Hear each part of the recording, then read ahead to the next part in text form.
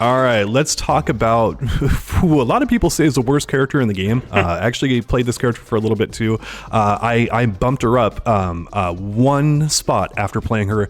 I think Jamie's worse than Lily, but that's it. That's about the only thing.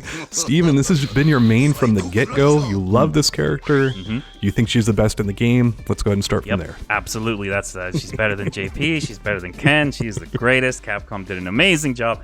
Anyway, this character has some interesting stuff on the defensive side, and not interesting in a good way. She has her OD uppercut, which no version of it has strike invincibility, which is what we need in this game. It can beat throws, but trying to read and predict that the pressure is going to be a throw, it's just as much of a guess as anything, right? It's very unique in what it has to do or how you use it. Again, no good drive reversal.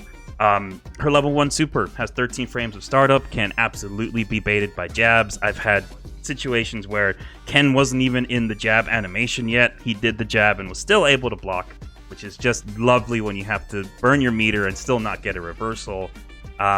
And just for context here, most heavy moves in Street Fighter 6 are 10 to 12 frames. So Lily's Super 1 being 13 frames it makes it unlike most of the heavy buttons. It's slower and more difficult to react with it. When it hits, it does good damage, but it's hard to use that as a reversal if the opponent is, usually if they have some matchup knowledge against Lily, they're going to be pressuring you with lights and medium buttons and stuff like that. So it can be pretty tricky to get that out when you really need it. Her standing light kick is 4 frames, and it's great as an offensive tool when she's pressuring and she's got into her set play, but defensively it has no range. It is so short ranged. You don't get much off of it at all.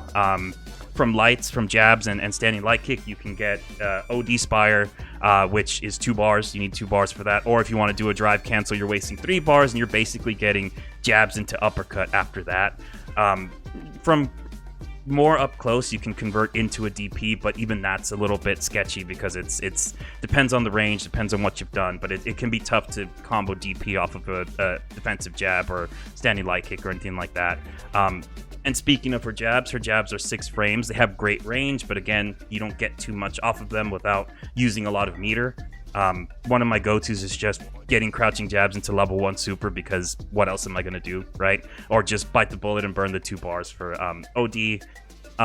So she needs level 2 super or level 3 to be have a consistent reversal. And then level 2, depending on how far away your opponent is from you after a block string, can also whiff if it's not wind-clad, because sure, why not? So there's that as well. And I go back to, again, the commitment of you're putting up these amounts of resources to get these big get off me moves, and then they just don't function the way that they should. And Lily is very much a good example of that, because it's you have to be very particular with how you use that stuff. But I feel like Capcom is afraid of Lily. Because when I look at most of her tools, especially when you compare them to similar characters like Zangief and Manon, she has the worst version of all of them. Or like maybe Zangief, his stuff is like his light kick, right, is slower, but it's low, so there's a little bit of give and take there. Manon's they're not lows, but they reach pretty far, so it's like, okay, there's that. Lily's got neither of those things with her. She's got maybe the shortest ranged normal in the game with standing light kick, right? At least probably up there. Yeah. Mm-hmm. Not only that, but it doesn't hit low. So it's like it's stubby and doesn't have the utility of at least causing them to block in a certain way. And then, we get into the whole thing about no DPs, no invincibility on her DP rather. And it's like, what does she have going for her? At least in the defensive realm, it feels like they didn't give her anything. They didn't go like, I'll take away this, but I'll give you a little something here. It's just, no, just take. Yeah. One of the things that we haven't talked about yet is her drive impact. I was talking with Dream King about this, and I'm like, hey man, like, why aren't you drive impacting Blanca's heavy punch beast rolls? I'm like, I do that all the time as JP. Like, here it is, here's the timing and stuff. He's like, let me show you. And we went in there, and you can do it every now and again. I think it's like almost a frame perfect counter. So if you see Blanca's beast roll and you frame perfect that sucker, Lily will pop them and be able to go into a nice drive impact combo or whatever. With JP, I think it's like probably a 6 or 7 frame window or whatever to react to it. It's totally fine. Same thing with Aki. And so one of the most core tools in the entire game, drive impact, Lily's version of it sucks compared to everyone else's in the game from what I've seen. And it's just another one of those examples of like, okay, drive impact's a very important defensive and overall tool, offensive tool as well. And the fact that Lily's is worse than every other character just kind of like it stacks up as like, what the heck happened? And I haven't lapped every single character's DI. I know Lily's is fundamentally very, very, very bad. And it fits the character's motif. Lily has that, but it's a much worse version, except for her command grab. Yeah. It doesn't have any secret like, oh, but there's this good thing about it, or but you can use it here. It's just like, no, she has it and it's a hand-me-down and it sucks and it's broken. Yes. Yeah, it's a lot of she's got a lot of tools that you would want in this game, but again, it's like it's just like they're lacking the effective traits that those tools would normally have. And it's like, I think it's weird because she's very interesting in the sense of like her game plan is kind of spread out because you're balancing I have to use stocks and resources for OD Spire to get in and use that as my main advancing tool, but then you want to do the grappler stuff as well, and then you have to constantly juggle the meter and like, well, what is the best use for my meter and where? And it's like, I feel like Capcom kind of just like doesn't really know what to do with her, because again, we're talking about Zangief, right? It's like he has a very streamlined game plan. It's like he waits for you to make a mistake, and then with one opening, he can get a ton of damage. Lily has SPDs as well, for sure, but again, it's like, you want to get the big damage, you need to go for OD, that's taking away from your Spire, and then if you get into burnout, she doesn't, I mean, what are you going to do, right? But it's weird, her game plan is more spread out, and it's like, it feels like they didn't want to make any of it too good, so they just kind of tried to see if they gave her like, oh, we'll give her these tools, but we don't want to make them too good because any of them being too good is going to be ridiculous, right? And so they're in a weird spot with this character, and it's kind of strange. Dude, not only that, I forgot to mention, her standing light kick is punishable. So first of all, if she's close enough to use it against you so that you block it, you're close enough to hit her with whatever your form frame is, and hers is -4. So Zangief's, for instance, his low hitting 4 framer, that's -3. It's still safe. And then Manon's 4 framers are -1 and -2 on block. Lily's is -4. So for her to even do that is a risk, both on the way in and the way out. So it's like, dude, Steven's he's been so damaged by playing Lily this entire time, he completely forgot about how bad that is. I didn't even. I just expect it. Like, he's like, I expect to be punished whenever I land my level 3. What are you talking about? Doesn't it work that way for everyone? Yeah, well, that's the perk of playing a low tier, is that I have to look at this game and be like, well, these are the tools I have. In what ways can I actually use them and make them functional? And like, it's a lot of different kind of mental gymnastics than you need for playing better characters. And it's like, well, I will say she's balanced, and the reason she's balanced is because if she has, correct me if I'm wrong, the enhanced version, so she has a win stock of her DP is also is the fastest. Isn't that a 4 framer as well? So it's technically beats safe jumps that are designed to beat all of the other. Yeah, or is it just the regular version, light punch version and OD are 5 frame startup, so you can beat the safe jumps, a lot of the safe jumps. I'm sure there could be some specific ones for her, but but she has to have her own special safe jumps, and you probably didn't lab that, and that's why you're going to lose to Lily at Evo. Yeah, I mean, sure, but if you have her cornered, just hit her with grounded pressure. There's nothing she can do about it. Like, why are you trying to say? Yeah, I know. That's the counter, though. That is true, and that's a good segue into her DPs, because yes, light punch and OD, when she has a win stock, is 5 frames. It can be thrown in between block strings and stuff sometimes too, to kind of get people off you. Of course, that's risky, and if their block string is tight or whatever, it's obviously not going to work. But it's a nice little. I'll throw that in there to try to catch you off guard. Her DP is also a great anti-air. It is really good. And she can do OD DP and get the follow-up with OD Condor Dive. It's 4 bars. It's very expensive, but it does solid damage, and sometimes it's nice to use that as just like a, hey, I need to get the life advantage kind of thing, right? So her DP is really good. It's just a matter of trying to hit that all the time and be ready for it, and that's where it gets tricky, unless you're playing modern. But her DP is really good, so that goes in. Put that in as a check mark in the positive column. Got a good anti-air, right? Yeah, she's got good anti-air, right? So that's great. If you're ready for it. Yeah. If you're ready for it. So, Steven, what would you buff about Lily? What exactly would you change about this character to make her better, but not bust her? I have a line that says, ask Steven, would giving Lily an invincible DP of some sort be too much? I don't think it would be too much, but I would even go like if they gave it to her with all of her ODDP, so normal and windclad, that would be really good. That might be too much, but for starters, I would say at least with windstock, give it invincibility, like strike invincibility, because you're wasting so many resources. Again, 2 bars and a windstock, that's what you need to get in. That is your anti-projectile. That's such a big cost for what you're doing. You have to understand, like, if I waste that on a DP, I might not have that to get in or whatever, right? Like, so I would say I like it because it's still separated too from the other characters that have DPs, because they just spend the 2 bars and that's it.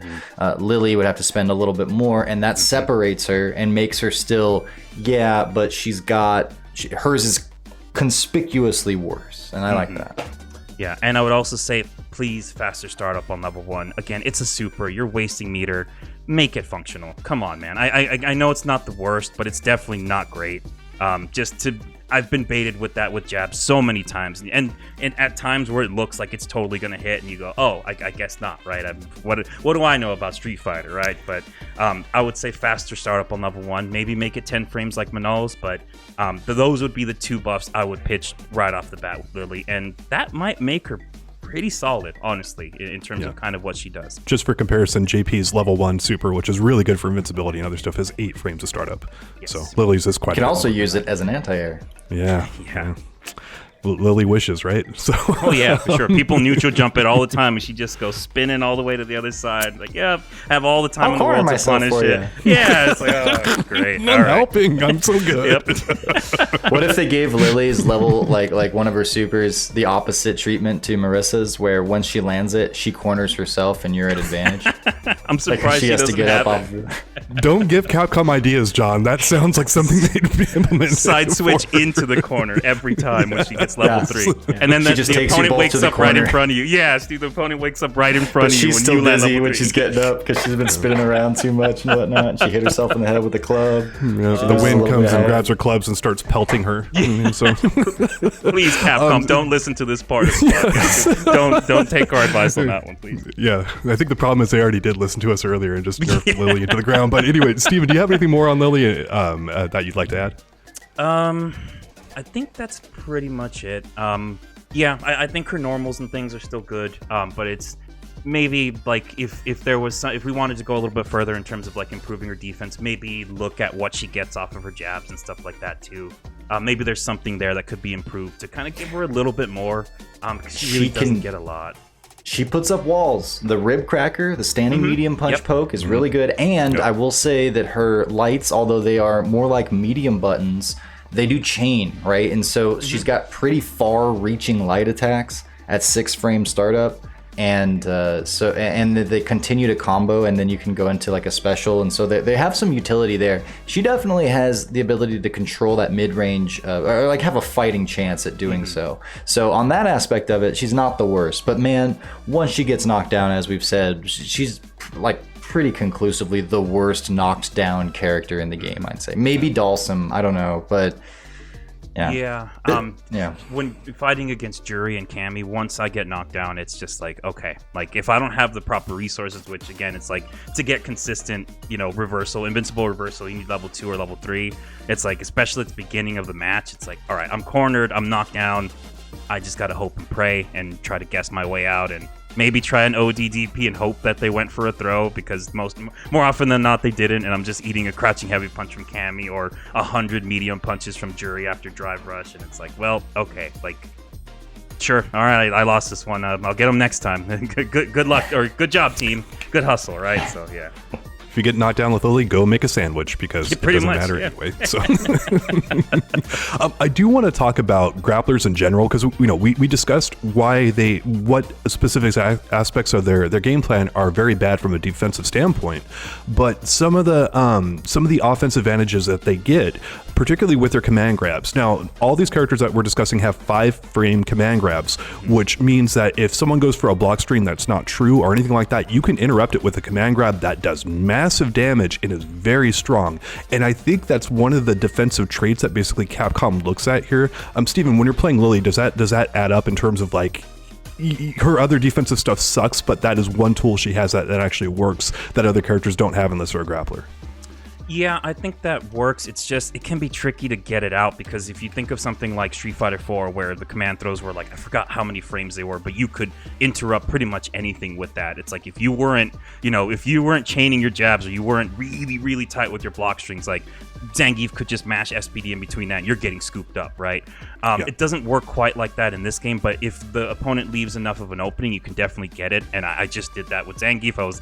I got a OD SPD and got like a ton of damage on it because a DJ missed their block string, right? But it's definitely a thing, but I don't know how consistently good it is because it's also a risk for the grappler, right? It's like you're leaving yourself open. If you didn't do it properly, you're getting counter hit or punish countered, and then it's a whole thing, right? So it's an option. It's something to try to use, but it can be tricky in this game. Well, if you like that clip from Talkin' Block, the whole episode is going to go up just a few days after this goes live. So it'll be here when it's ready.